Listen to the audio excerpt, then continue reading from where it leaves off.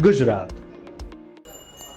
નમસ્કાર દર્શક મિત્રો, હું જીગર દેવાણી આપ સૌનું સ્વાગત કરું છું ચર્ચા છડે ચોકમાં. ચર્ચા છડે ચોકમાં આજે બીજી શું ચર્ચા હોઈ શકે? સવારથી એક જ વાત, બસ અકસ્માત. જી હા, આ એક એવો અકસ્માત હતો કે જેને આપણા સૌના રૂવાડા ઉભા કરી નાખ્યા. બધા વિચારતા થઈ ગયા કે આ જગ્યાએ હું હોત તો, આ જગ્યાએ તમે હોત તો, આ જગ્યાએ આપણું કોઈ હોત તો, બસ આ તો સુધી વાત અટકી અને બધાના હોશ ઉડી ગયા. ત્યારે સવાલ એ થાય છે કે આ અકસ્માતોની આ વણઝાર જે વધતી જતી જોવા મળી રહી છે, આ વાસ્તવમાં કોઈ ભૂલના કારણે થઈ રહી છે કે કોઈ કોન્ટ્રાક્ટ કિલિંગનો એક પ્રકાર છે કે પછી વારંવાર વહીવટી ક્ષેત્રે જે પણ જે ઉણપ રહી ગઈ છે, ત્રુટીઓ રહી ગઈ છે અને એનો ફાયદો આ ડ્રાઈવરો ઉઠાવી રહ્યા છે, એનો ભાગ છે. કરીશું આજે વાત ચર્ચા છડે ચોકમાં.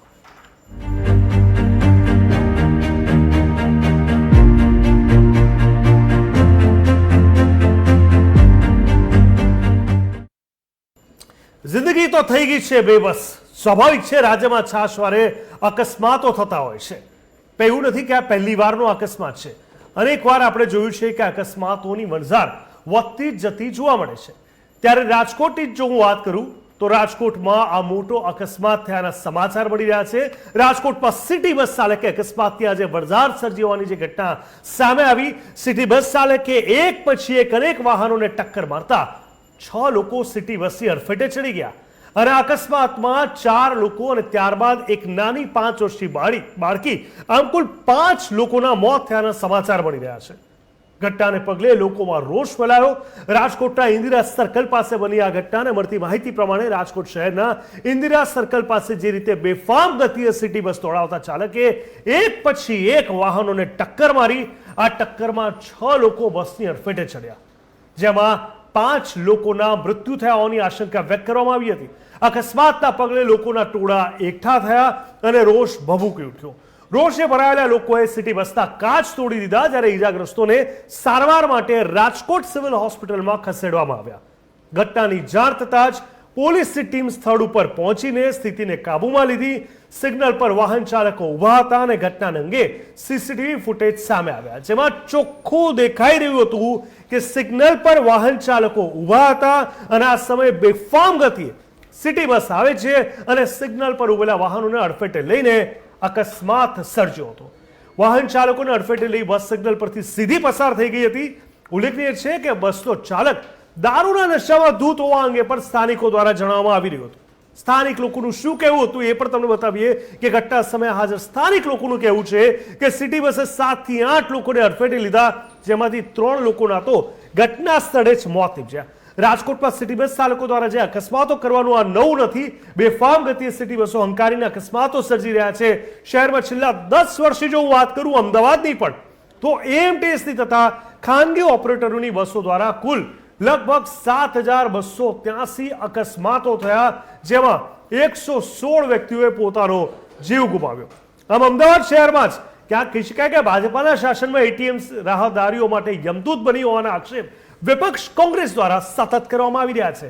આ ઉપરાંત છેલ્લા કેટલાક સમયમાં તાજેતરની વાત કરું, કાંકરિયા ભુલાભાઈ 4 રસ્તા પાસે પણ એએમટીએસના અકસ્માતમાં મૃત્યુ પામેલ વ્યક્તિના પરિવારને વળતર ચૂકવવાની માંગણી કરવામાં આવી હતી. ગ્રાફિક્સના માધ્યમથી આપણે અત્યારે સમજીશું આ શું હતી ઘટના. એક એવી દુઃખદ ઘટના જે કદાચ હવે ક્યારેય નહીં ભૂલે. સિટી બસ ચાલકે જે રીતે અકસ્માતની આ વણઝાર સર્જી, ચોંકાવનારી આ ઘટના, જેમાં આપણે સૌએ જોયું કે આખરે કોઈ રસ્તો જ નહોતો એ લોકો માટે, જે લોકો રાહદારીઓ હતા, જે લોકો ત્યાં ઊભા હતા, જે લોકો બચી શકે. પહેલા તો 4 લોકોના મોતની વાત સામે આવી, ત્યારબાદ 5મી એક બાળકીનું પણ મૃત્યુ થયું હોવાની વાત સામે આવી. છેલ્લા 10 વર્ષમાં એમટીએસ બસે અધધધા અકસ્માત કર્યા છે. કોઈ પણ શહેર બાકી નથી. આંકડા એવા વધી રહ્યા છે જે જોઈને સ્વાભાવિક રીતે આપણી આંખો પોળી થઈ જાય કે શું અકસ્માત છે. 10 વર્ષમાં એટીએમ બસના 7283 અકસ્માતમાં અનેક લોકોએ પોતાનો જીવ ગુમાવ્યો. 116 તો એવા આંકડા છે જે રજીસ્ટર્ડ છે. આ સિવાય પણ અનેક આંકડા હશે. અકસ્માતના મૃતકોના નામની વાત કરું, કિરણબેન કક્કડ રાજકોટની આ દુઃખદ ઘટનામાં જેઓ મૃત્યુ પામ્યા, ચિન્મયભાઈ ઉર્ફે લાલો જિગ્નેશ ભટ્ટ જેઓ પણ અકસ્માતમાં મૃત્યુ પામ્યા હતા. આ સાથે જ રાજુભાઈ મનુભાઈ ગીડા, જેમની ઉંમર વર્ષ 35 વર્ષની હતી. આ સાથે સંગીતાબેન નેપાળી જેઓ 40 વર્ષના હતા.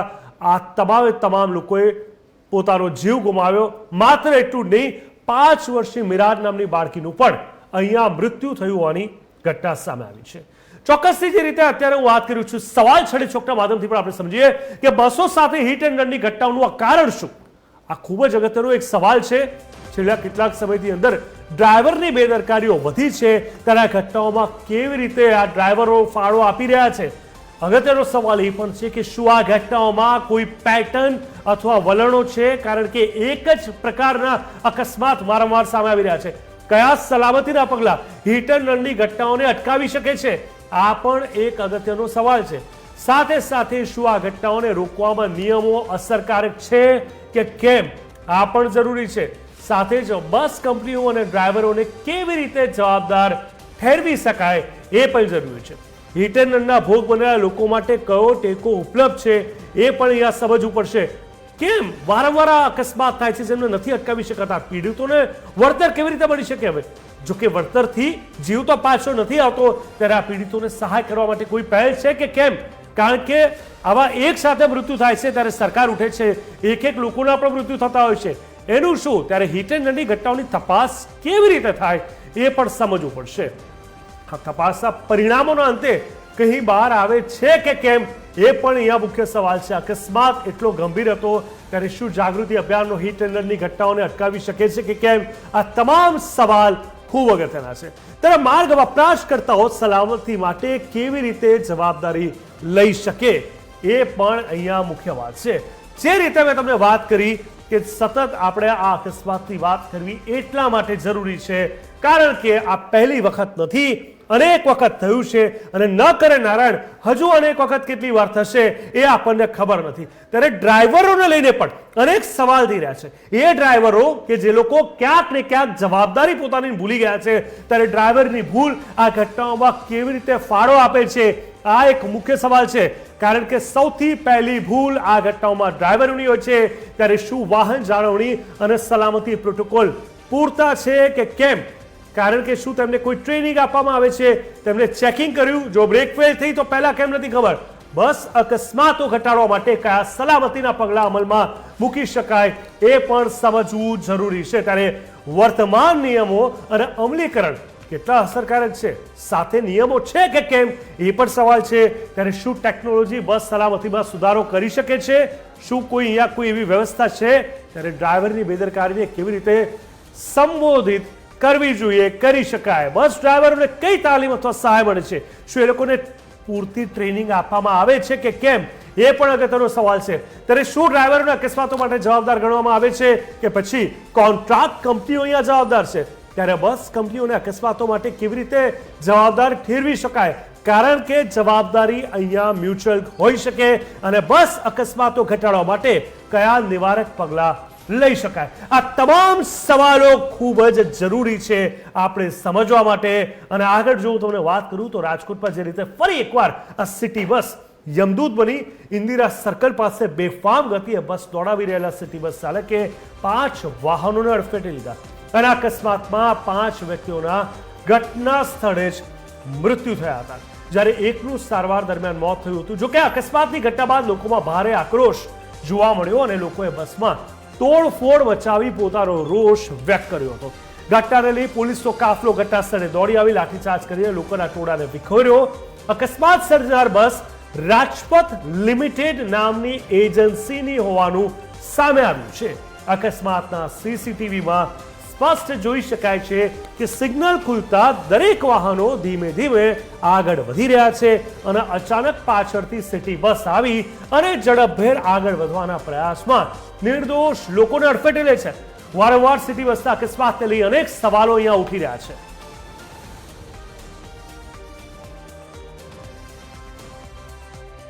હોસ્પિટલે છે જે લોકોએ ભૂલ કરી છે ડ્રાઈવરે અથવા તેની કંપની, એની ઉપર કડક પગલાં કોર્પોરેશનના માધ્યમથી લેવા જોઈએ અને આગળથી આવો બનાવ ન બને એના માટે ખૂબ કાળજી રાખવી પડે. કેમ કે આવા સિટી બસના વારંવાર બનાવો બને છે અને હું પણ જોઉં છું ઘણી વખત કે સિટી બસ શહેરમાં ધીમે ચાલવી જોઈએ એને બદલે ખૂબ સ્પીડમાં જતી હોય છે. જે એના કારણ હોય તો એમાં તપાસ કરીને એને કંટ્રોલ કરવાની છે. ગંભીર બેદરકારી છે. ડ્રાઈવર સામે પણ કડકમાં કડક કાર્યવાહી કાર્યવાહી કરવામાં આવશે ને એજન્સી સામે પણ કડકમાં કડક કાર્યવાહી કરવામાં આવશે. ત્યારે રાજકોટ સિટી બસ અકસ્માત મામલે મોટો એક ખુલાસો પણ થયો છે. પોલીસ તપાસમાં આ મોટો ખુલાસો થયો છે. ડ્રાઈવર શિશુપાલસિંહનું ડ્રાઇવિંગ લાયસન્સ એક્સપાયર થયેલું હતું. ડ્રાઈવરે રિન્યુ નહોતું કરાવેલું તેનું લાયસન્સ. ડ્રાઈવરને વગર લાયસન્સે સિટી બસ ચલાવવાની મંજૂરી કોણે આપી? આ સૌથી મોટો સવાલ છે. રાજકોટ સિટી બસ અકસ્માતમાં રાજકોટ મહાનગરપાલિકાએ મૃતકના પરિવારજનોને 15 લાખ રૂપિયા અને ઇજાગ્રસ્તોને 2 લાખ રૂપિયાની સહાય કરવાની જાહેરાત કરી છે. સાથે સાથે રાજકોટ મનપા standing committee chairman Jaymin Thackeray જણાવ્યું હતું કે મનપા પોતે ફરિયાદી બની સિટી બસ એજન્સી સામે કડક પગલાં લેશે. મૃતકોના પરિવારજનોને સહાય પણ આપવામાં આવશે અને એજન્સીને 1 પણ રૂપિયાનું પેમેન્ટ નહીં આપવામાં આવે.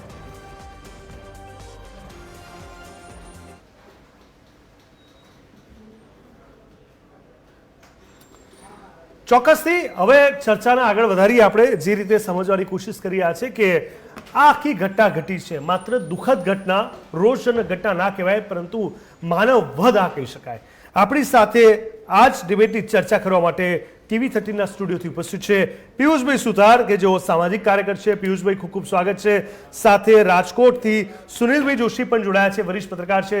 સુનિલભાઈ, આપનું પણ સ્વાગત છે. ખોડિયારમાં પરેશભાઈ અઢિયા જોડાશે, GMRL સિટી એન્જિનિયર છે, અને સાથે જ વિજેન્દ્ર મિશ્રા પણ થોડી વારમાં જોડાશે, જેઓ પૂર્વ બસ કોન્ટ્રાક્ટર AMCના છે, અને સાથે જગદીશભાઈ મહેતા તંત્રી હેડલાઇનના પણ જોડાઈ ચૂક્યા છે.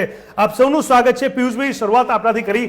અકસ્માતની વાતો આપણે અનેકવાર કરી ચૂક્યા છે, પરંતુ આ એક એવા પ્રકારનો અકસ્માત છે જે જાણી જોઈને એવી રીતે કરવામાં આવ્યો છે કે જેમાં ડ્રાઈવરને કોઈ ફરક જ નથી પડતો.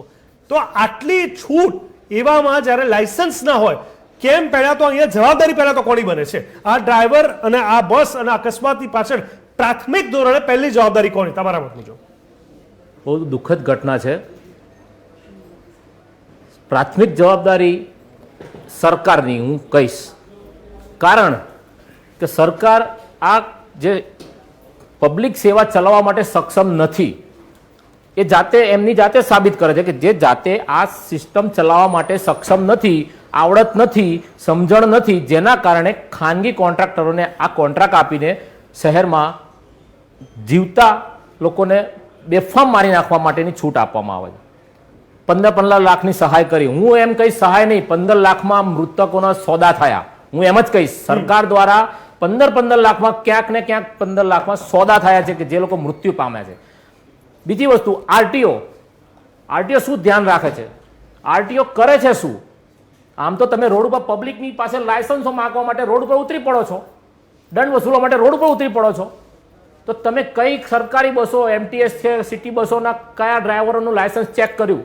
કઈ બાબત તમે ચેક કરી કોન્ટ્રાક્ટરની કે કઈ રીતે વાહનો ચાલે છે? આજે અમદાવાદના એક શટલ રિક્ષામાં 2 પેસેન્જર વધારે બેસાડ્યા હોય તો તમે એને દંડ ભરો છો, કાર્યવાહી કરો છો, એના પર કેસ કરો છો અને ધમકીઓ આપો છો કે દંડ નહીં ભરો તો કોર્ટમાં જવું પડશે. તો તમે આ સિટી બસની અંદર 100 પેસેન્જર ભરો છો, તમે એમનું શું ઉખાડી લીધું? તમે કોન્ટ્રાક્ટ લઈને રૂપિયા ભેગા કર્યા છે અને રૂપિયા લઈને સરકાર બેસી જાય છે ત્યારે કોન્ટ્રાક્ટરો બેફામ બને છે. અને કોન્ટ્રાક્ટરને બચાવવા માટે સરકારી દલાલો કહીશું, સરકારી દલાલો કોન્ટ્રાક્ટરને બચાવવા માટે, આરોપીને બચાવવા માટે પીડિતને ભલામણ કરે છે, પીડિતને સમજાવવા જાય છે કે શાંતિ રાખો, આમ કરો, તેમ કરો. શા માટે તમે પીડિતને હેરાન કરો છો? સવાલ એ જ છે કે પોલીસ આમ તો લાઠીચાર્જ બહુ કરતી હોય છે, જ્યાં ને ત્યાં વારંવાર નાની વાતે દંડ કરો, લાઠીચાર્જ કરો, કોઈને રોકવા, હેરાન કરવા, ઘણું બધું. પરંતુ આવી સમયે કેમ કોઈ પકડ નથી, કેમ કોઈ વ્યવસ્થા નથી, કેમ એ લોકોની ધરપકડ નથી થતી, કેમ કોઈ કાર્યવાહી નથી થતી? આ બધા સવાલો થઈ રહ્યા છે. સુનિલભાઈ, રાજકોટને જાણે કોઈની નજર લાગી હોય ને એવું લાગી રહ્યું છે. જે રીતે બેક ટુ બેક છેલ્લા 1-2 વર્ષની અંદર ઘટનાઓ ઘટી રહી છે, સામાન્ય માણસ, બાળકો કો, નિર્દોષ લોકો કો, રાહદારીઓ કો, વાહન ચાલકો કો, બધા જ નિર્દોષ લોકો પીંખાઈ રહ્યા છે. આ આખી ઘટનાની વાત કરીએ, જેની પાસે લાયસન્સ પણ ન હોવાની વાત હતી, તો પછી અહીંયા જવાબદારી શું થવી જોઈએ આગળના તબક્કે? પેલા તો સમજીએ આખી ઘટના કે આ ઘટના કઈ રીતે બની અને એમાં કોણ દોષિત.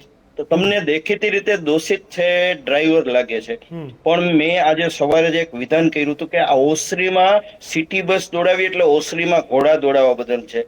રાજકોટના તમામ રસ્તાઓ છે એ ટ્રાફિકની ગીચતા ધરાવે છે, એક સિટી બસ એવડી મોટી સિટી બસ જે વર્ષો પહેલા સિસ્ટમ હતી કે મોટી બસો હતી ત્યારે શહેરનો ટ્રાફિક ઓછો હતો, એક સિટી બસ 30 થી 25 થી 30 વાહનોની જગ્યા રોકે છે, રસ્તાઓ ઉપર દબાણ થાય છે, ટ્રાફિકના પોલીસ છે એ ત્યાં કેસ કરવામાં અથવા વોર્ડનો છે એ ખૂણામાં ઉભા હોય છે અને લોકોને આવી બસોના ભરોસે મૂકી દે છે. જે આખી સિસ્ટમ છે એ શરૂ થાય છે ટ્રાફિકનો કોન્ટ્રાક્ટ આપવાની. સાહેબે ખૂબ જ સાચી વાત કરી છે કે આના માટે સિસ્ટમ જવાબદાર છે, ટોપ ટુ બોટમ, એટલે આઈએએસ અને આઈપીએસ બધા જ જવાબદાર છે આના માટે. એટલા માટે કે આ કોન્ટ્રાક્ટ સિસ્ટમ છે જેને આપવામાં આવે છે એમની કોન્ટ્રાક્ટની એક રકમ ફિક્સ થઈ હોય. હવે એ રકમમાંથી એની નફાખોરી અને કટકીના પૈસા દેવાનું કે બે વસ્તુ બાદ કરે પછી એને ડ્રાઈવરોને આપવા માટેની રકમ છે એક મર્યાદિત રહેતી હોય. કાપ આવતો હોય ડ્રાઈવર અને કંડક્ટરના પગાર ઉપર આવતો હોય.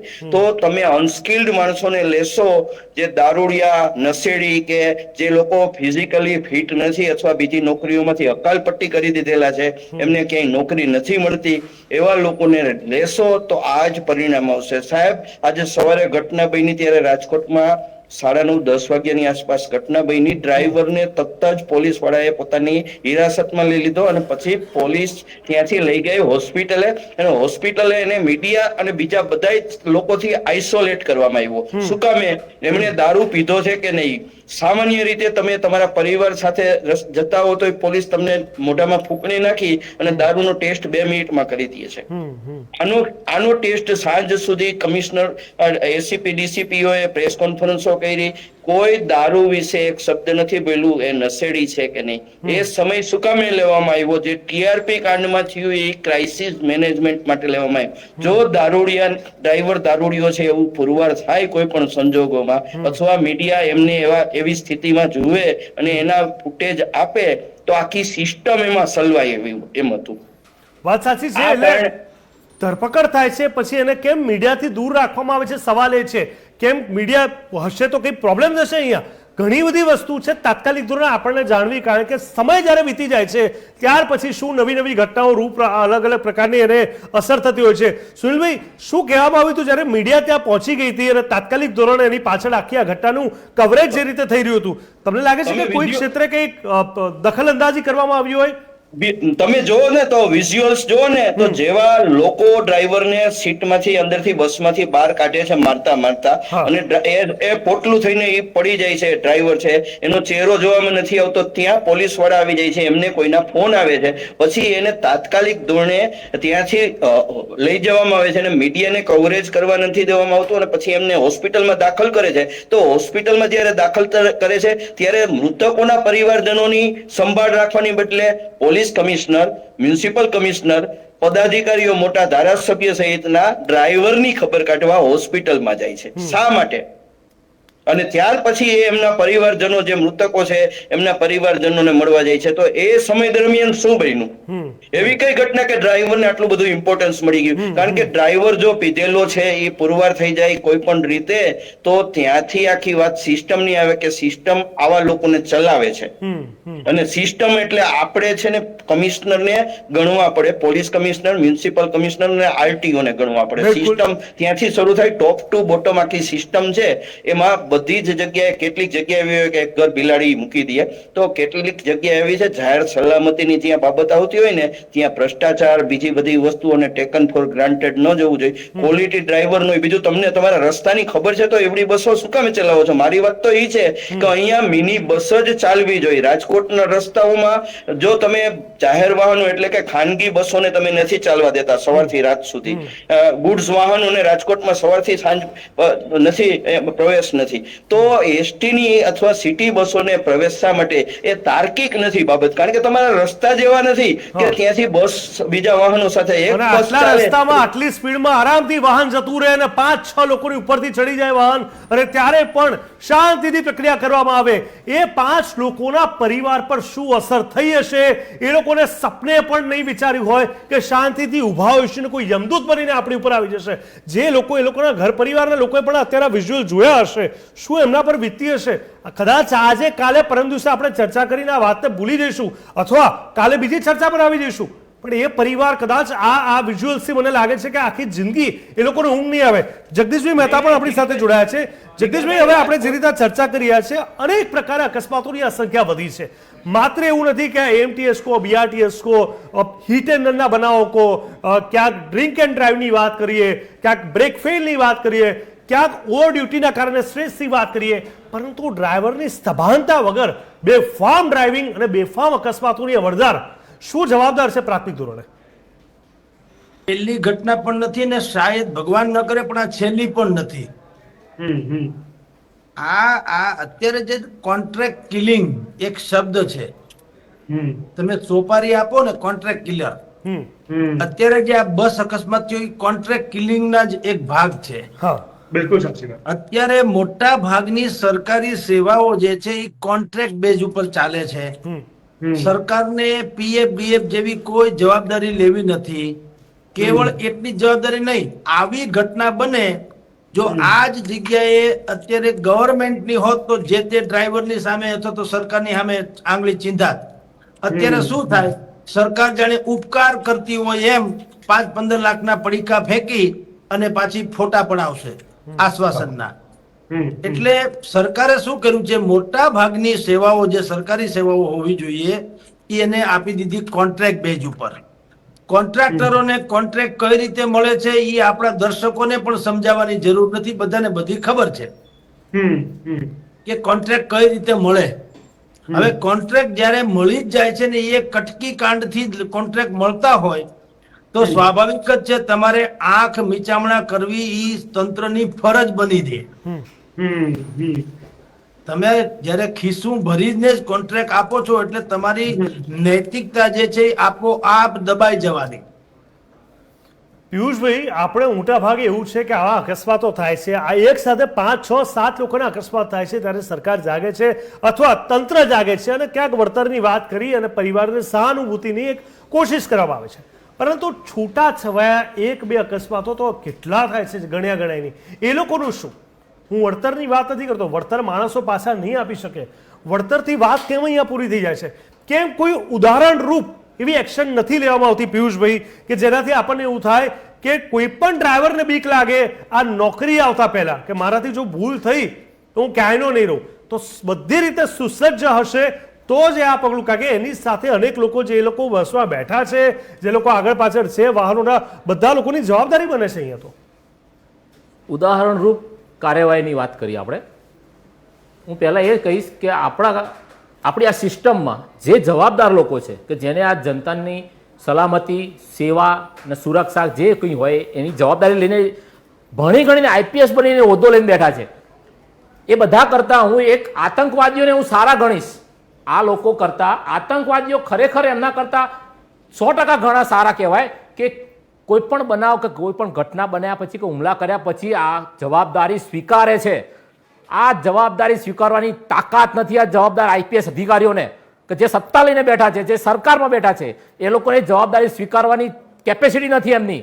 અને જનતા ઉપર શું વાત કરવી, આ લોકો પૈસા સોદો કર્યો કહેવાય. આ કોન્ટ્રાક્ટ ઉપર કોન્ટ્રાક્ટ બેઝ આપી દે ને એટલે આ સોદો કર્યો કહેવાય. પૈસા લઈને બેસી જવાનું અને મળતિયાઓને કોન્ટ્રાક્ટ આપવાનો. હું જનતાને એક જ અપીલ કરીશ કે 1 મહિના માટે એ સુવિધાઓનો બહિષ્કાર કરો. 1 મહિના માટે તમામ સુવિધાનો બહિષ્કાર કરો, રોડ પર ફરતી બસોનો, સરકારી બસોનો. એ સિવાય તમે કશું જ નહીં કરી શકો, કારણ કે આ લોકો બેફામ બની ગયા છે.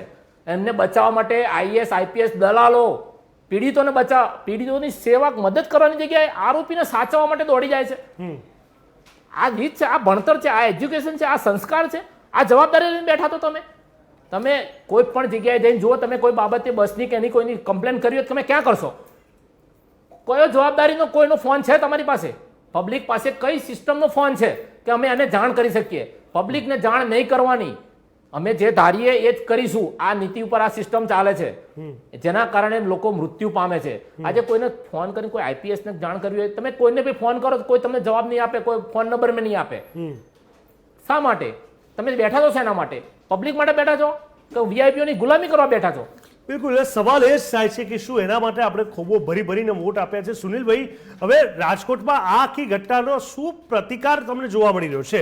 આગળના સમયમાં શું એક્શન લેવામાં આવશે? કારણ કે આપણે પ્લેનમાં કે ટ્રેનમાં જઈએ અને એવા સમયે એટલી બધી રીતે ચેકિંગ થતું હોય જે જરૂરી બી છે. તો આ બસ બી તો એનો જ એક ભાગ છે ટ્રાન્સપોર્ટેશનનો. ઉલટાની જવાબદારી અહીંયા વધારે છે. સિટીની અંદર આટલા મોટા પ્રમાણમાં ટ્રાફિક હોય તો એ ડ્રાઈવર પાસે કેટલી વ્યવસ્થિત ટ્રેનિંગ હોવી જોઈએ, કેટલી વ્યવસ્થા હોવી જોઈએ, એની પાસે સર્ટિફિકેટ ક્વોલિફિકેશન શું હોવું જોઈએ, આના માપદંડ શું, કોઈને કોન્ટ્રાક્ટ આપ્યો, ક્યારે આપ્યો, રિન્યુ કર્યો કે કેમ, કોન્ટ્રાક્ટરોને પણ પનિશમેન્ટ થવી જોઈએ, માત્ર ડ્રાઈવર જ નહીં. કારણ કે જેને જવાબદારી આપી છે એની પહેલી જવાબદારી બને છે. હું આખી વાત કહું તો પેલા તો રાજકોટમાં આજે એવો ખોફ છે ને કે નશેડી અને નબીરાઓ જે રીતે ડ્રગ્સ લઈને, દારૂ લઈને રાતના વાહનો, ઠાર ગાડીઓ, ચોક્કસ પેલા અક્ષરો લખેલા, કાળી ફ્રેમ કરેલા નીકળે છે અને પોલીસની આખી સર્વેલન્સ ટીમ છે છતાં એમનો વાળ વાંકો નથી થતો. આ પોલીસનું પ્રમાણ છે કે એ કેટલી ચુસ્તીપૂર્વક એની ફરજ નિભાવે છે. રાજકોટમાં તમે કોઈ પણ ચોકે ઉભા રહ્યો, દિવસના ખાનગી બસોને પ્રવેશની બંધી હોય, પોલીસ કમિશનરની કચેરી પાસેથી એ બસ નીકળે, સીસીટીવીના સર્વેલન્સનું આખું કંટ્રોલ રૂમ પોલીસ કમિશનર પાસે હોય, છતાં એ બસને કોઈ પોલીસ વાળો રોકતો નથી. આ સ્થિતિ છે. હવે રહી વાત દારૂડિયાની, એને કારણે લોકોએ આ જે અકસ્માત આજે સવારથી બન્યો છે, એ લોકોએ ઘરમાં એટલો ખોફ થઈ ગયો છે ને, બધાએ પરિવારમાં સોશિયલ મીડિયામાં, વોટ્સએપમાં આ અકસ્માતના ફોટા મૂકી અને નીચે પોતાની ચિંતા લીખી છે કે તમે સાચા હોવાથી નહીં ચાલે, તમે વાહન ચલાવો ત્યારે આગળ પાછળ જોજો અને આવા દારૂડિયાઓ અને આવા નશેડીઓ આ ગાડીઓ તમારી ઉપર ચડાવી દેશે એવું જરૂરી નથી. તમે તકેદારીથી વાહન હલાવો છો ને તમે કોઈની સાથે અકસ્માત નથી કરતા. એટલે તો હું એને માટે કોઈ ડ્રાઈવર એકને જવાબદાર નથી ગણતો. હું કમિશનરને, પોલીસ કમિશનર, આરએમસી કમિશનર, આરટીઓને જવાબદાર ગણું છું. કારણ કે એમને કરોડો અબજો રૂપિયાની સરકારી સહાય મળે છે, કેમેરાનું સર્વેલન્સની સપોર્ટ મળે છે, બાકીની બધી જ સુવિધાઓ મળે છે. તો એમણે એવી વ્યવસ્થા તમને આપવી જોઈએ. મારે ને તમારે ચીખવાની જરૂર નથી. કોઈ પણ શહેરમાં તમારે એસટી હાઈવે અમદાવાદનો છે, એમાં એક સમયે કેટલા અકસ્માત થતા. ધીમે આ ઘટનાઓ પર મીડિયાના પૂરેપૂરા પ્રયાસો અને પછી પોલીસ તંત્રના આરટીઓના પ્રયત્નોથી આજે શું સ્થિતિ થઈ, સારી સ્થિતિ થઈ. અમારે રાજકોટમાં પોલીસ ચોકીની સામે, જામનગર રોડ ઉપર બજરંગવાડીની પોલીસ ચોકીની સામે લગભગ 40-50 ફૂટનો રોડ રોકી અને ઓછામાં ઓછી 5 થી 6 હોટલમાં રોજ 1000 માણસોનું દબાણ હોય છે. હોટલે સામે જ પોલીસ ચોકી છે. બધા જ પોલીસ અધિકારીઓ આવતા જતા હોય છે, બધા જ બધું જોવે છે, છતાં હોય છે કારણ કે ત્યાંથી કાં કટકી મળતી હોય, કાં સગાવાલાની હોટલ હોય, બેમાંથી એક જ વસ્તુ થઈ. તો એ રસ્તો રોકાઈ ગયો એટલે જે બસ, સિટી બસને જે જગ્યાએ ચાલવાનું છે, અથવા ખાનગી બસને અથવા મોટા વાહનને જે જગ્યાએ ચાલવાનું છે એટલો રસ્તો મૂકી દે. એટલે એટલો રસ્તો મુકાવી દેવાથી બાકીનો રસ્તો અડધા રસ્તામાં લોકોને ટ્રાફિક નડવાનો છે અને એ ટ્રાફિક નડે ત્યારે આવો કોઈ સનકી ડ્રાઈવર છે એ અકસ્માત સર્જવાનો છે અને અકસ્માતમાં સામાન્ય માણસનો ભોગ લેવાનો છે. એમાં કોઈ દિવસ ન કરનારને કોઈ આવા અધિકારીના કોઈ સંતાનો છે એ ભૂલથી આવી જાય અને કોઈ અધિકારીઓના હૃદયમાં પરિવર્તન આવે અને પૈસાની બદલે લોકોના પ્રાણ પ્રાધાન્ય ઉપર જોવે, એવી આપણે એક અત્યારે પ્રાર્થના કરી શકીએ. બાકી જે સાહેબે કીધું એ જ વસ્તુ કહું છું કે આ લોકોને પ્રજાની સાથે કાંઈ લેવા દેવા નથી. રાજકોટમાં જે રીતે સુનિલભાઈ મને લાગે છે કે રાજકોટના તમામ પત્રકાર એસોસિએશન, પત્રકારો, સામાજિક આગેવાનો, કાર્યકર્તાઓ, વડીલોએ, તમામ જૂથના લીડરે એક થઈને ઘેરાવ કરવો જ રહ્યો. ક્યાંક ને ક્યાંક પોલીસ પાસે જવાબ લેવા જ રહ્યા, ક્યાંક ને ક્યાંક કોન્ટ્રાક્ટર પાસે જવું રહ્યું. કારણ કે મને લાગે છે કે સરકારની સાથે સાથે આપણે પોતે હવે જવાબદારી લેવી પડશે. કારણ કે અહીંયા તો હવે એવું છે કે તમે ઘરે પહોંચી જાઓ ને એ જ તમારા ભાગ્ય.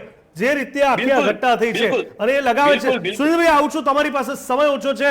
મારે જગદીશભાઈ તમને પૂછવું છે, કોન્ટ્રાક્ટ કિલિંગની આપણે અગાઉ વાત કરી, તો કોન્ટ્રાક્ટ કિલિંગમાં તો હવે જવાબદારી, તમે કોન્ટ્રાક્ટ કિલિંગ એટલે કીધું કે વારંવાર કોન્ટ્રાક્ટ પર આપી દેવામાં આવે છે, પેરોલ પર નથી આપવામાં આવતા, તો હવે એની પર જવાબદારી હવે સરકારે જ લેવી પડશે ને કે બીજું કોઈ જોશે? તમે જુઓ, અહીંયા જે સિટી બસનો કોન્ટ્રાક્ટ છે રાજકોટમાં, એ કોઈ વિક્રમ ડાંગર કરીને કોઈ વ્યક્તિ છે એનો છે, વિક્રમ ડાંગર. હવે એનું ક્વોલિફિકેશન પર રાજા રામ જાણે. અકસ્માત થાય ત્યારે જ એના સમાચાર આવે છે કે કોણ છે. બાકી આપતી વખતે, કોન્ટ્રાક્ટ આપતી વખતે કોર્પોરેશને એ વિક્રમભાઈ કોણ છે ને એનું બેકગ્રાઉન્ડ શું છે ને કયા બેઝ ઉપર કોન્ટ્રાક્ટ આપવામાં આવ્યો એવી કોઈને વાત કરવામાં આવતી નથી. નંબર 1. નંબર 2, એણે જેને ડ્રાઈવર તરીકે રાખ્યા છે તો માપદંડ, હાલો તમે એક કોઈ પણ કાર્યક્રમ જે છે અથવા તો કોઈ પણ ફરજનો ભાગ છે તમે કોન્ટ્રાક્ટ સિસ્ટમ ઉપર આપો ખરા, પણ સરકારની કોઈ માર્ગદર્શિકા ખરી સરકારનું કોઈ ધારાધોરણ ખરા? તો ધારાધોરણમાં કેવું જ જોઈએ ને કે ભાઈ ડ્રાઈવર તમે જે રાખો એનો મિનિમમ આટલો એક્સપિરિયન્સ હોવો જોઈએ, કમસે કમ આટલો ભણેલો હોવો જોઈએ, એ નિર્વ્યસની હોવો જોઈએ, પછી એને બધા જ રૂલ્સની ખબર હોવી જોઈએ, ભૂતકાળમાં એની ઉપર કોઈ કેસ થવો ન હોવો જોઈએ, વગેરે વગેરે. એને બદલે અહીંયા શું થાય છે કે આ મહાનગરપાલિકા ઓળખે કોને? વિક્રમભાઈ ડાંગરને, બીજું કોઈ નહીં. ઈ પછી કાળા ચોરને રાખે તો કુરબાન છે એમ. અને પછી ઈ હાલો ડ્રાઈવરે ગમે એવા રાખી લીધા. તમે જુઓ આખે આખું ધુપ્પલ કેવું ચાલે છે કે બસ જ્યારે ડેપોમાં હોય તો સવારે તમે જ્યારે એને લાવો છો પરિવહન માટે, તો સૌથી પહેલી વાત તો તમારે બસના તમામે તમામ પૂર્જા જેને કહી શકાય, બ્રેક છે, એક્સિલેટર છે, પાણી છે, ઓઇલ છે, ફલાણું બધું જ વાઇપર સહિત તમારે ટેસ્ટ કરી લેવું જોઈએ ને કે આ બધું છે કે કેમ. પછી એને તમે મૂકો, કારણ કે તમે મૂકો જ છો પ્રજા માટે થઈને, પરિવહન માટે. અને હવે આ અકસ્માત જે આજે થયો, તમે જુઓ મુશ્કેલી કેવી છે. આ BRTS રૂટ છે એટલે કે એમાં એ સિટી બસ સિવાય કોઈ આવવાની મનાઈ છે. આ રોડ ઉપર હતી બસ, એ જુદી ઘટના છે, પણ અહીંયા BRTS રૂટ છે તો મોટા ભાગે એમાં તમે જુઓ એ બસ સિવાય કોઈને આવવા જવાની મનાઈ છે. તો એક તો સિટી બસ છે, તમારે સિટીની વચાળે હાલવાનું છે, ડ્રાઈવર તમારે તાલીમબદ્ધ હોવો જોઈએ, કોન્ટ્રાક્ટર જવાબદાર હોવો જોઈએ, અને બીજા બધાય વાહન ધારકો કે ચાલકો કરતા પણ એસટી કે સિટી બસના ડ્રાઈવર તો ઓર જિમ્મેવાર હોવા જોઈએ, જેની અપેક્ષા સ્વાભાવિક જ હોય છે. એને બદલે તમે જાણો છો કે એને કચડી નાખ્યા બાકાયદા, અને પછી બાનું કાઢ્યું બ્રેક ફેલનું. તો બ્રેક ફેલનું બાનું કાઢ્યું એટલા માટે મેં કીધું એમ ચાલે નહીં ખરેખર તો, કારણ કે તમે બસ જ્યારે બહાર કાઢો છો ત્યારે તમારી પાસે કોઈ પુરાવો છે દસ્તાવેજી કે આ બધા જ પુર્જા જે ચેકિંગ કરી લેવામાં આવ્યા હતા બધા ઓકે હતા, એવું કોઈ રિપોર્ટ છે જ નહીં. અને 4 જિંદગી કાયદેસરની ભરખાઈ ગઈ અને હવે મગરના આંસુ સારે છે તંત્ર, બીજું કશું નહીં. બિલકુલ, એટલે ઘટના તો ઘટિત થઈ ગઈ, હવે પરિવારે ભોગવવાનું. એના જેવી વાતથી આપણી સાથે વિજેન્દ્ર આર મિશ્રા, જે પૂર્વ બસ કોન્ટ્રાક્ટર છે, એમસીના જોડાયા છે. સ્વાગત છે આપણું વિજેન્દ્રભાઈ. આ કોન્ટ્રાક્ટની સિસ્ટમ શું છે મારે સમજવું છે? કોન્ટ્રાક્ટ કોણ આપે છે, શેના આધારે આપે છે, શું એના ધારાધોરણો હોય છે, માપદંડો શું હોય છે? આજની ઘટનાને અનુસંધાનમાં આપ શું કહેવા માંગશો? હવે આ અમદાવાદ મ્યુનિસિપલ ટ્રાન્સપોર્ટ સર્વિસ જે અમદાવાદ AMCના અંડરમાં આવે છે તે કોન્ટ્રાક્ટ કરે છે અને ભાડે બસો રાખે છે. અને એમાં કોન્ટ્રાક્ટમાં દરેક પહેલું હોય છે, એમાં બધી માપદંડો આપેલા હોય છે, પણ કોન્ટ્રાક્ટરો દ્વારા અમુક ટાઈમે એ કોન્ટ્રાક્ટની શરતોનું પાલન કરવામાં આવતું નથી. જેમ કે કોઈ ઉદાહરણ આપશો? જેમ કે હવે 200 ડ્રાઈવરોની શોર્ટેજ હોય, હા, તો ડ્રાઈવરો પાસે 16 કલાક કામગીરી લેવામાં આવે છે, બરાબર.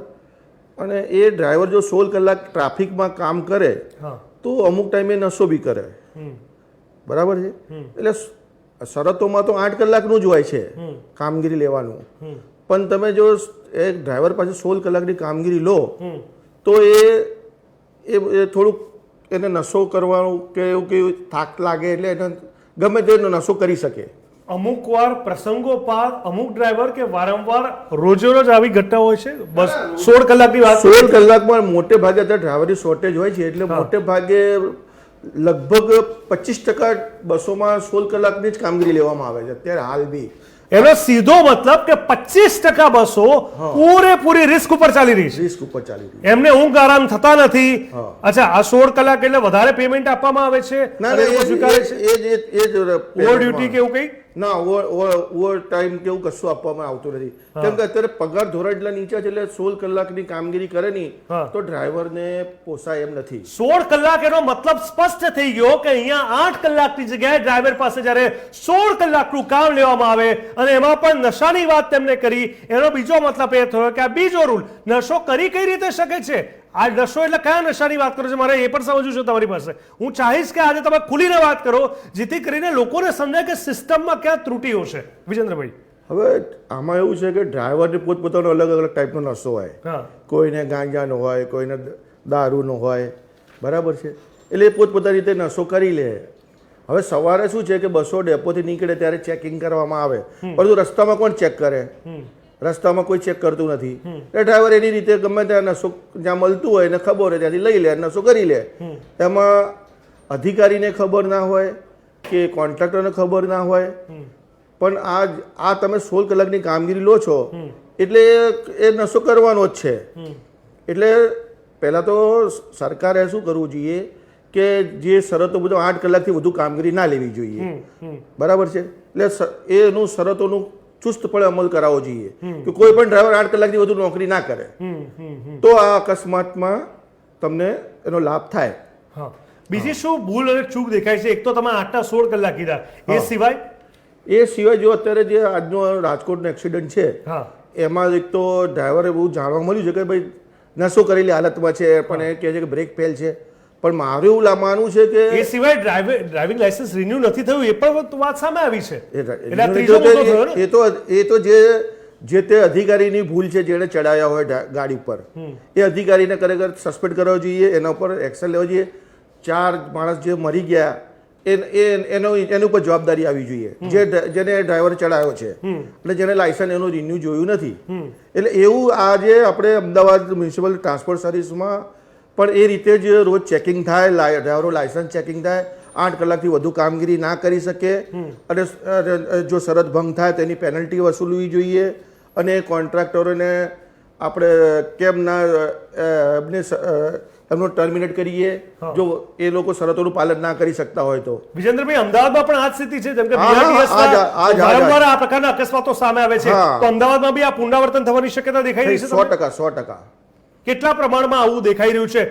વધારે ડ્યુટી અવર્સથી લઈને આ તમામ મુદ્દાને લઈને 16 કલાકની ડ્યુટી તો ખરેખર ડ્રાઈવરો માટે આપણે ટ્રાફિકનો સમસ્યા અમદાવાદમાં ખૂબ જ છે.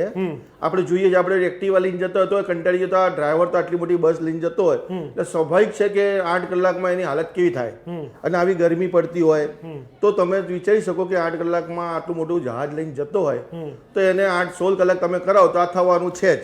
તો સરકાર કે તંત્ર કોઈ ધ્યાન નથી આપતું કે 8 ના 16 કલાક થાય છે, ડ્રાઈવરો નશાઓ કરે છે, મોબાઈલમાં ધ્યાન હોય છે, ઊંઘ આરામ, ડ્રાઇવિંગ લાયસન્સ રિન્યુ ન થવું, આટલા બધા મુદ્દાઓ તો મોનિટરિંગમાં કોઈ પ્રક્રિયાના વહીવટી ક્ષેત્રે ભાગરૂપે કોઈ તપાસ નથી થતી આ ડ્રાઈવરોની? આમાં શું છે કે અધિકારીઓનું મેળાપણું હોય અમુક તો, બરાબર છે? અધિકારીઓનું મેળાપણું એટલે આ ખાડા કાન ચાલતા હોય.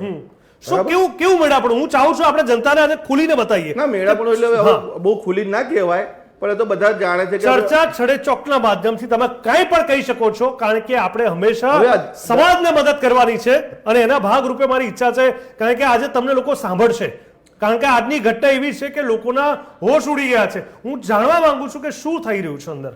આમાં શું છે કે અધિકારીઓ જે હોય છે એમની નીચેના અધિકારીઓને શું કે નીચેના સુપરવાઇઝરો જે ગાડીનું સુપરવિઝન કરતા હોય કે બધા કરતા હોય, એમની જોડે મેળાપણું હોય, બરાબર? એ કોઈ એકબીજાને શરમથી ડ્રાઈવરને ચડાવી દેતા હોય કે ભાઈ 16 કલાક કરી લો, કે આમ કરી લો, કે આજે લાયસન્સ રિન્યુ નથી, કાલે કરાવી દઈશું. એવું બધું ઘણી બધી વસ્તુઓ આખાડા કાન ચાલતા હોય છે. એટલે એ બધું સુપરવિઝન અધિકારીને કડક પ્રદેશ કરાવવું જોઈએ. એ રીતે તો થાય તો આપણે આ અકસ્માતને ટાળી શકીએ. આ બાબતે એક હકીકત કહું, જી, આ મહિનાની જ વાત છે. જુનાવાડાથી હું જ્યારે નીકળ્યો તો મારી આગળ એક બસ ઊભી હતી, MTS પેસેન્જર ભરેલી બસ ઊભી હતી. અને થોડી વાર હું એ બસની પાછળ ઊભો રહ્યો તો થોડી વાર પછી મને એવું જોવા મળ્યું કે ડ્રાઈવર પોતે પાછળ ક્યાંકથી પાનના ગલ્લેથી મસાલા લઈને આવે છે અને છેલ્લી સીટમાં મસાલા બારીમાંથી આપે છે અને પછી બસ લઈને નીકળી જાય છે. બસ લઈને નીકળ્યા પછી 1 કિલોમીટર આગળ જાય છે, ત્યાં ગાડી એને જ્યાં બસ સ્ટેન્ડ છે, બસ સ્ટેન્ડથી 20 ફૂટ દૂર રોડ ઉપર બસ ઊભી રાખીને પેસેન્જરોને ઉતારે છે, ચડાવે છે. જે બસ સ્ટેન્ડ અને બસની વચ્ચે એક બીજી બસ જાય જગ્યા રાખીને ઉતારે છે. આ બાબતની વિડીયો સાથે મેં કોર્પોરેશનના MTSના જવાબદાર અધિકારીને વિડીયો મોકલ્યો અને આ બધી બાબત જણાઈ. મને નથી લાગતું કે આની અંદર એ ડ્રાઈવરની આગળ એ જવાબદાર અધિકારીએ કોઈ એક્શન લીધું હોય, કારણ કે એનો વળતો જવાબ મને હજુ સુધી આ અધિકારીએ કોઈ આપ્યો નથી કે આ ડ્રાઈવરને મેં આટલો દંડ કર્યો કે એને નોકરીથી ઉતાર્યો. તો આ રીતની મિલીભગત હોય છે. ખાલી દંડ ભરાવીને તમે જનતાના જીવના સોદા કરો છો?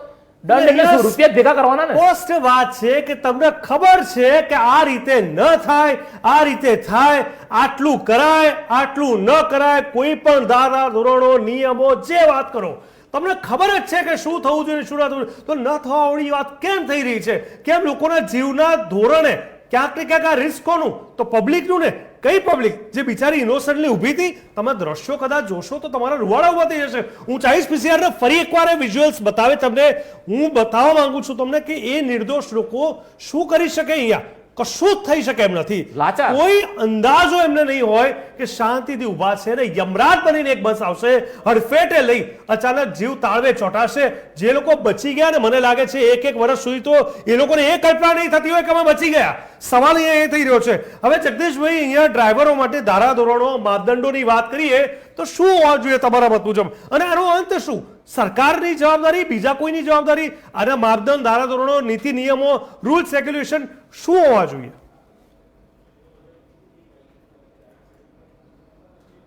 દસ વર્ષમાં 7,000 તો છોડો, રાજકોટમાં છેલ્લા 3 મહિનામાં જાન્યુઆરી, ફેબ્રુઆરી, માર્ચ 3 મહિનામાં 36 જિંદગી આવી રીતે વાહનની અડફટે ભરખાઈ ગઈ.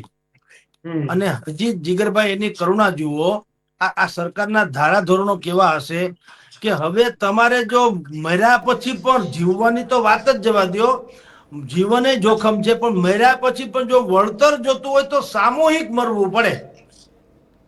તમે ઇન્ડિવિજ્યુઅલ કેસ, વ્યક્તિગત રીતે તમે મરો છો તો તમે તમારા દુર્ભાગ્ય કે તમે મરી ગયા, કારણ કે એમાં એક રાતની પાય પરખાવવામાં આવતી નથી. આ રોડ રસ્તા જે છે એમાં ચાલવું એ હવે લગભગ જોખમ બની ગયું છે. કારણ કે તમે ઘરે પહોંચો તો તમે ભાગ્યશાળી, ન પહોંચો તો જેવા તમારા ભાગ્ય. કારણ કે જેને ટ્રાફિક નિયમન કહેવાય, જેને સુચારુ વ્યવસ્થા કહેવાય, જેને ઓફિશિયલ રોડ રસ્તા કહેવાય, જેને ફૂટપાથ કહેવાય, આવાના કોઈ નોર્મ્સ જે તંત્ર દ્વારા જાળવવા જોઈએ કોઈ જળવાતા નથી. આપણે બધા જાણીએ છીએ. તમે ઇન્ડિવિજ્યુઅલ કેસમાં કોઈના વાહનની અડફટે મરી જાઓ તો આપણો જાણે વાંક છે કે તમે ઘરની બહાર નીકળ્યા શું કામ? તમે હોસ્પિટલે જવા, તમારા ધંધાએ જવા, તમારા છોકરાઓને મૂકવા જતી વખતે તમારે શું કામ નીકળવું જ જોઈએ એમ બોલો. હવે એ એક જ પ્રશ્ન રહ્યો. તમે કીધું આનો અંત ક્યારે? આ હરિકથા અનંતા એના જેવું છે.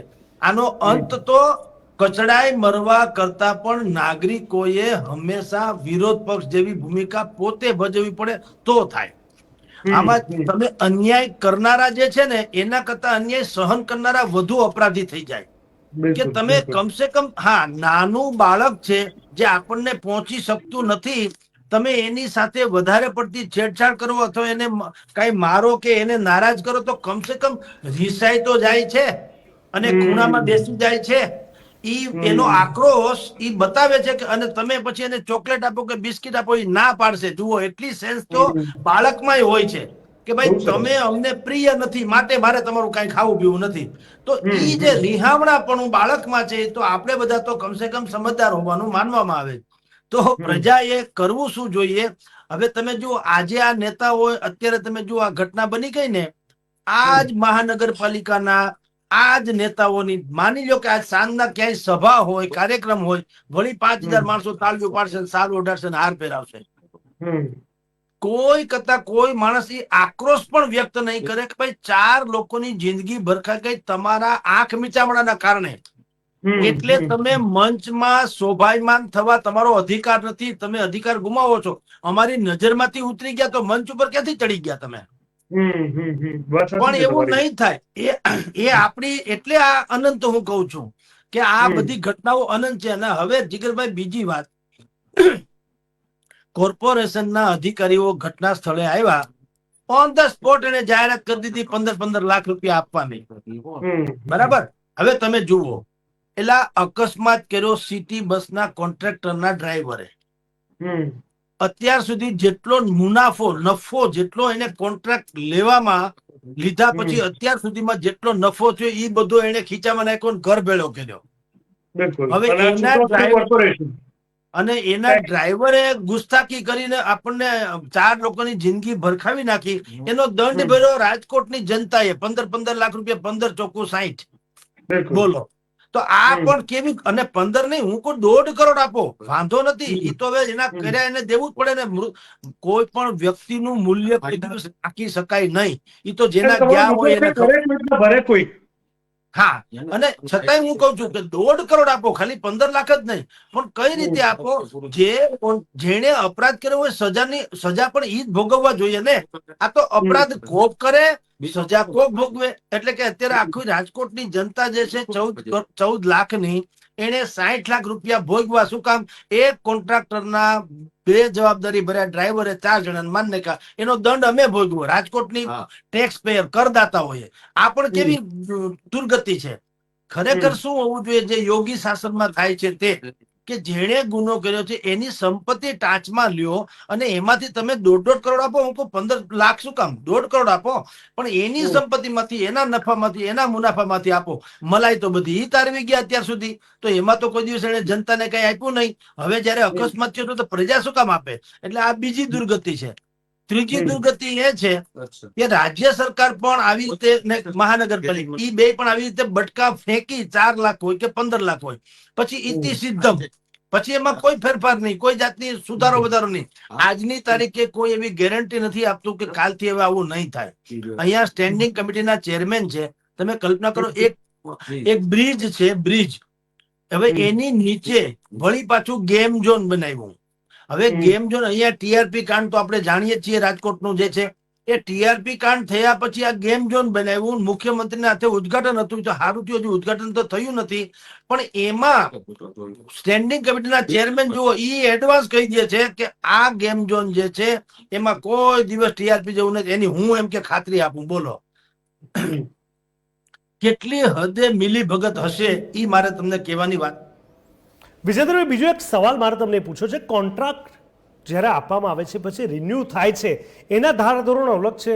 ડ્રાઈવરોની નિમણૂક થાય છે, એના કોઈ માપદંડો છે, કોઈ ક્વોલિફિકેશન, કોઈ એક્ઝામ, કોઈ એક્સપિરિયન્સ, કોઈ સર્ટિફિકેટ, અથવા રૂટીન પ્રોસેસમાં, જેમ કે આ બસ બ્રેક ફેલ હોવાની પણ વાત ક્યાંક સામે આવી, તો આ બધી જ વસ્તુમાં પ્રોપર ચેકિંગ થવું બસમાં ચડતા પહેલા, કે પ્રોપર આખી પ્રોસેસ, શું આવી કંઈ ફોલોઅપ થાય છે તમામ ધોરણે?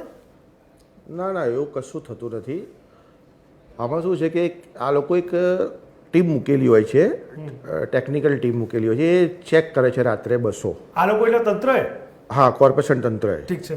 એ રાત્રે બસો ચેક કરે છે, પણ એમાં એ લોકોનું શું છે કે 2-4 બસો ચેક કરે, પછી એ રાત્રે સૂઈ જાય. એટલે એ લોકો શું છે કે પૂરેપૂરી એમની કામગીરી પૂરી કરતા નથી. એટલે રિપોર્ટમાં લખી નાખે રિપોર્ટ ઓકે, 400 ની 4 કરી હોય તો બસ ચેક થઈ ગઈ. હા, બસ ટાર્ગેટ પૂરો કરી દે છે. એટલે બસોમાં જે પ્રોબ્લેમ રહી જાય તો રહી જ જવાનો છે. એટલે સવારે શું છે કે જે બસો આઉટ કરવા વાળા માણસો છે એ અલગ ડિપાર્ટમેન્ટ હોય છે, એમને આ ટેકનિકલ વસ્તુની ખબર ના હોય. એ તો ખાલી કંડક્ટર અને ડ્રાઈવરો ફાળવવાના હોય છે. હવે એમાં શું છે કે ડ્રાઈવર દારૂ પીને આવે છે કે શું કરીને આવે છે, એ લોકો પોતે ના જાણતા હોય. પણ હવે તંત્ર તરફથી એવી કોઈ વ્યવસ્થા કરવી જોઈએ કે જેથી આવી કોઈ ડ્રાઈવર દારૂ પીને આવ્યો હોય કે કોઈ ડ્રાઈવર બીમાર હોય કે એનું સર્ટિફિકેટ હોય કે એ બધી એ લોકોએ સમયાંતરે આ લોકોએ ડ્રાઈવરોનું સર્ટિફિકેટ લેવું જોઈએ, હેલ્થ સર્ટિફિકેટ લેવું જોઈએ કે ભાઈ 2-3 મહિને એમનું હેલ્થ કરાવવું જોઈએ, કે વર્ષે કરાવવું જોઈએ, કે 6 મહિને કરાવવું જોઈએ, એવું કંઈ ધારાધોરણ રાખવું જોઈએ. બિલકુલ વાત સાચી છે. બરાબર છે સુનિલભાઈ, જે વાત વિજેન્દ્રભાઈએ કહી, પોતે એક પૂર્વ કોન્ટ્રાક્ટર રહી ચૂક્યા છે, એનો મતલબ એ કે રાતના ચેકિંગ થી લઈને સવારે કયો ડ્રાઈવર આવે છે, શું એ નશાની હાલતમાં છે કે બસની સ્થિતિ શું છે, કોઈ પણ કોઓર્ડિનેશન નથી જોવા મળી રહ્યું. બિલકુલ, જેનો રાજા વેપારી એની પ્રજા ભિખારી. અહીંયા વેપાર, ધંધો, વેપલો અને સેટિંગ અને મલાઈ ખાવી, તંત્ર, ચૂંટાયેલું તંત્ર અને કામ કરતું વહીવટી તંત્ર, એ બે વચ્ચેનો આ તાલમેલ ટીઆરપી કાંડથી ચાલે છે.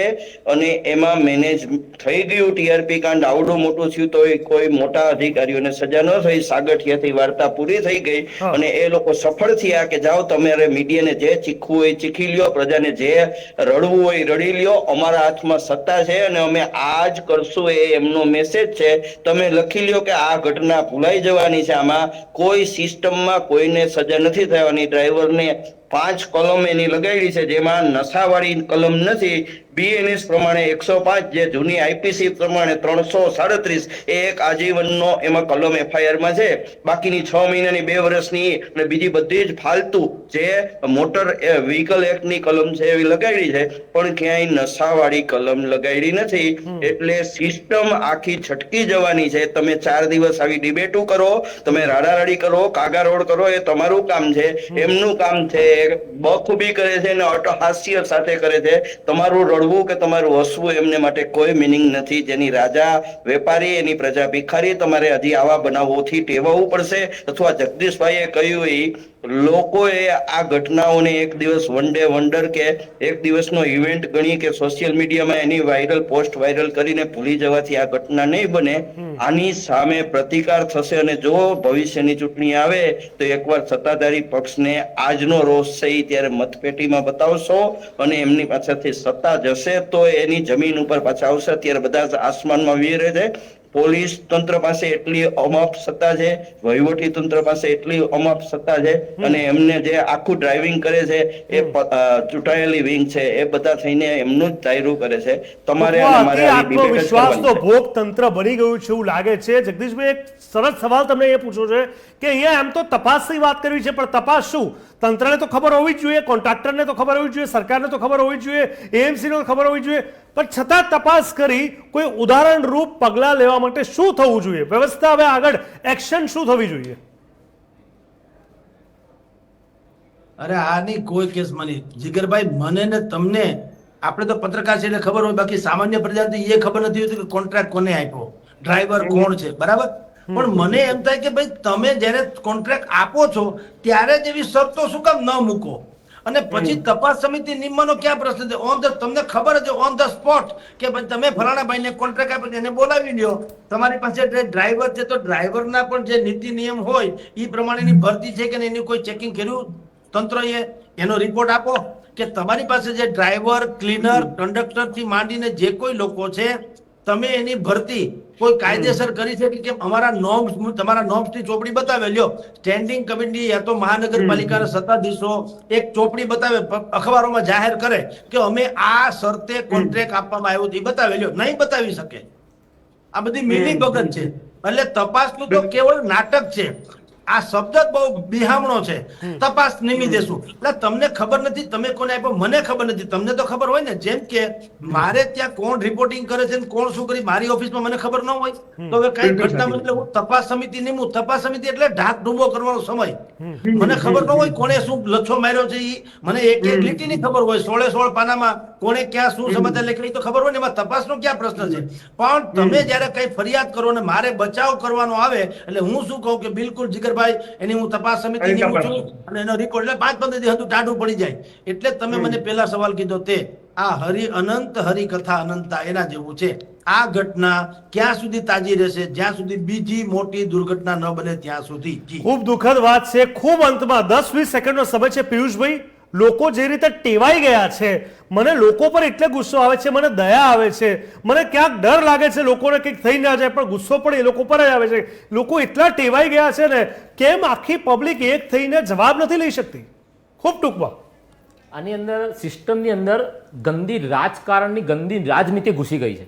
તમે કોઈ પણ અધિકારીને પબ્લિક જે રજૂઆત કરે ને તો એ અધિકારી શું કહે છે?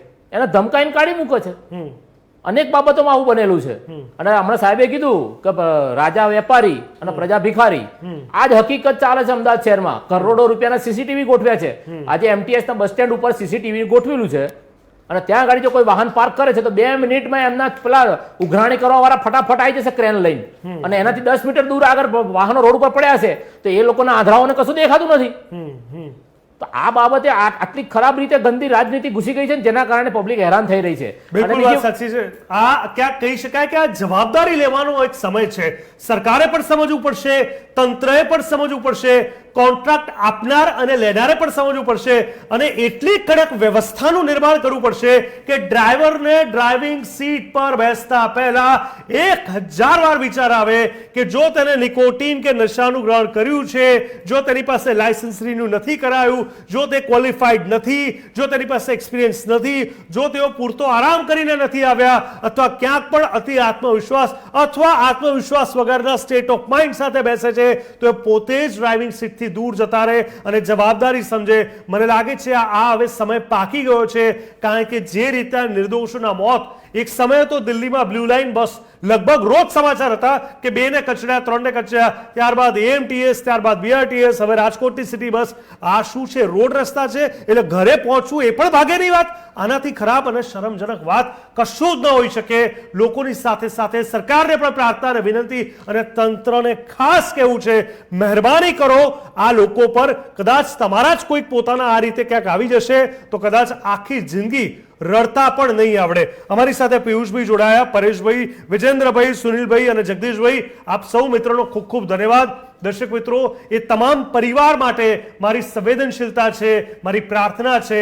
પરંતુ આ જે નુકસાન થયું છે એની ભરપાઈ 15 લાખ તો શું 15 કરોડમાં પણ તાકાત નથી. એટલે તંત્ર ક્યારે જાગે છે બસ એ હવે જોવું રહ્યું. ચર્ચા છડે ચોખ્ખો બસ અત્યારે આટલું જ. દેશ દુનિયા ગુજરાત રાજ્યની પડે પડની વિગતવાર સમાચાર માટે આપ જોતા રહો TV13 ગુજરાતી, હકથી ગુજરાતી. નમસ્કાર.